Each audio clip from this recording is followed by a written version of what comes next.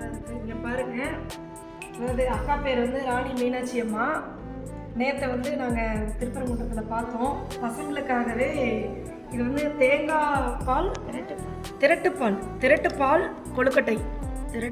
கொழுக்கட்டை சூப்பராக பசங்களுக்காக நான் வந்து செஞ்சு கொடுக்கணும்னு சொல்லிட்டு அங்கேருந்து வந்து குழந்தைங்களுக்காகவே செஞ்சு கொடுத்துருக்காங்க.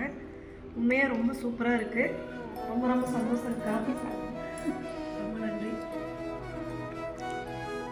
சூப்பராக இருக்கா. இன்றைக்கி நாங்கள் பார்த்துட்டோம். இனிமேல் நாங்களும் செய்வோம். இதே மாதிரி